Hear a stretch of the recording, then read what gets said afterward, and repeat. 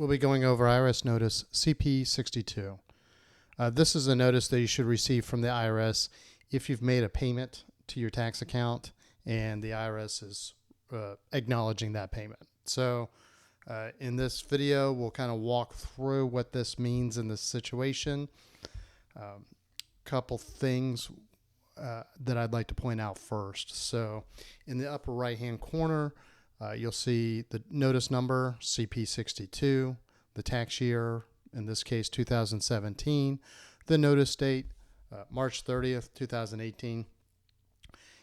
I always encourage people to pay particular attention to the notice date, just because if there's a requested action item or if you owe money or whatever the case may be, the IRS will generally kind of impose that based on the notice date. So if they say something like you have 21 days to respond or you have 30 days to do this, it's 21 days or 30 days from the notice date. So pay attention to that just in case you see something that you're expected to do later on in the notice. So then there's the taxpayer ID number followed by the contact phone number for the IRS. Over here on the left-hand side, you'll see the taxpayer information, name and address. And I always encourage people to keep their address up to date with their tax record. Normally, by filing your tax return, you do that because the IRS will be prompted to change your tax record address with the address that's on your most recent tax return. But if you're in between tax returns or if you're expecting correspondence, then you may consider either calling the IRS and while you're on the phone with the IRS, changing your address, the address on your file over the phone, or you can file the official change of address notice, which is IRS Form 8822 for individual taxpayers and IRS Form 8822-B for business owners. So now that we've gotten those out of the way, let's take a closer look at what this is saying. So looks like the IRS has applied a tax payment of $999 to the taxpayer's account. The math on this kind of looks wrong, mainly because it looks like the tax due minus the payments made would result in a $10,000 balance plus the $999 of interest plus the $999 of a failure to file penalty. Looks like the math would be larger than what it is here. So with that said, we'll assume that your notice contains math that was done correctly. So this is the amount that's due by April 20th, 2018, and that happens to be 21 days after this notice date. So generally speaking, when the IRS makes an amount due by a certain date, usually it's 21 days because then after that they would have to recalculate any outstanding penalties and interest charges. So the amount due on this April 20th, 2018, any payment beyond that, the IRS may have to recalculate to see if you owe additional interest and penalties. So again, immediately pay this amount by February 20th, 2018 to avoid those penalties and interest charges. You can use this payment voucher to make a check or a money order out to the United States Treasury. And if you do that, you should write your taxpayer ID number. So in this case, a social security number, the tax period, and then the form number on the check, as well as any correspondence that you want to include. So I always encourage people to mail their payments. If they're going to mail the payments, mail them to the address that's on the voucher, not necessarily the address that's up here on the letterhead. In this notice, they happen to be the same address or very similar, but I have seen notices where this is a completely different IRS office in a different city or different state. So you want to make sure that you're sending your payment to the office that's associated with the payment voucher. which may be different from the letterhead. So you can make that payment. You can also go online, the IRS website, www.irs.gov/payments, and you can see a variety of payment options, whether it's direct debit from your checking account, credit card, debit card, so on and so forth. So there's some verbiage about if you can't make a payment in full, you can at least make arrangements to have an installment agreement or a payment agreement. So you can go to the IRS website through the payments portal. You can set up an online payment plan. And with this amount of tax due, you'd probably be able to do everything on the IRS website. Once you get above a certain dollar threshold, you may need to file IRS Form 9465. That's the installment agreement request form. And you would go through that form to be able to do that. So any forms that we mentioned, like IRS Form 9465, I'll put links in the show notes to articles and videos that we've created about them if you need to go through those separately. So if the IRS doesn't hear anything from you by April 20th, in this case, the interest will increase and they may put on additional penalties. So in this case, there's a failure to file penalty that is up to 5% of the unpaid tax per month for no more than 5 months, or up to 25% of the unpaid amount. There is a minimum.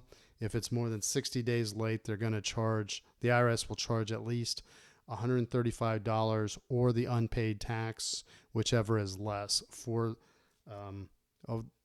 tax returns due before December 31st, 2008.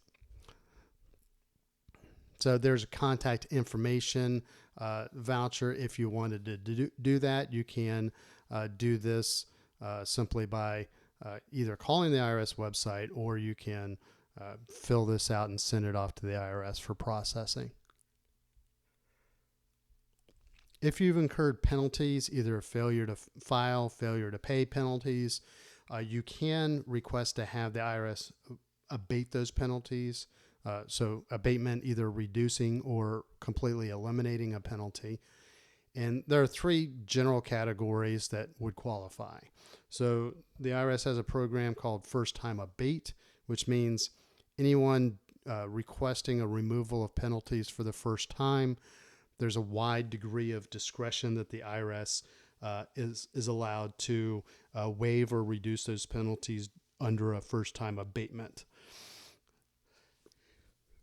Second would be due to reasonable cause. So here is some verbiage about what constitutes examples of reasonable cause: death of a family member, natural disaster, serious illness, or an injury. So if there's a reasonable cause as to why you were late in filing or late in paying, you can request the removal or reduction of those penalties based on your extenuating circumstances.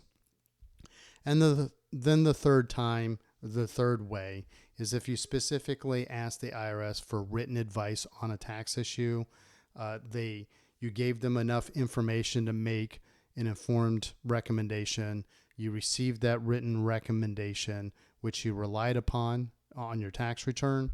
If the IRS turns around and penalizes you for that, then you can request an abatement. And again, all 3 of these situations, you would file IRS Form 843, which is the claim for refund and a request for abatement form. So you can do that. You can't as easily request a reduction in interest. There's no form that you can complete to reduce or abate interest. However, if you challenge a part of your tax liability, or if you have penalties that are abated or removed, then the IRS will recalculate your interest. And you can see the breakdown by quarter, where the IRS uses the prevailing interest rates that are published on a quarterly basis to calculate the amount of interest that you owe. And so that's based on your amount outstanding, the days that you're actually, outstanding in each quarter, and the prevailing interest rate for that period of time. So you can request an abatement, or if you have your tax bill reduced, then all of the associated interest will be recalculated. So you're not paying interest on taxes or penalties that you no longer owe. There's additional verbiage about additional interest if your balance is above a certain threshold. That's not the case in this example. That would be $100,000. So in this case, your amount owed is less than $100,000. So that's why the 21 calendar day rule is outstanding. If the account balance was more than $100,000, then it would be within 10 working days. So there's additional information. We're going to click this link right here just to see if there's anything that we didn't get the first time around. So basically, you can go to your online account to review your notice. There's kind of step-by-step what you should do, frequently asked questions. So really nothing of substance that we didn't already cover here. So we'll just go back to the notice and we'll wrap this up. So in short, CP Notice 62 simply acknowledges that you made a tax payment. So if you receive this, there's nothing really outstanding that you should be doing other than paying any unpaid taxes that you probably are already aware of. So make arrangements to pay the rest of your tax bill or to enter into a payment plan, and that should take care of your obligations. So as I mentioned, we'll put links in the show notes to the tax forms or to resources we created about the tax forms we mentioned here. So if you like our videos or our articles, please subscribe to our newsletter. You can go to our website, teachmepersonalfinance.com, type in any tax form that you see listed, and odds are pretty likely that we've written an article about it. So, and from there, you can find options to be able to subscribe to our newsletter. You can also hit the link in our show notes, and that will take you to the portal where you can subscribe. If you like our YouTube videos, please subscribe to our YouTube channel. And if you have any questions or comments, or if there's another topic that you'd like to see covered in an upcoming video, please hit me up in the comments section. Thank you very much and have a great day.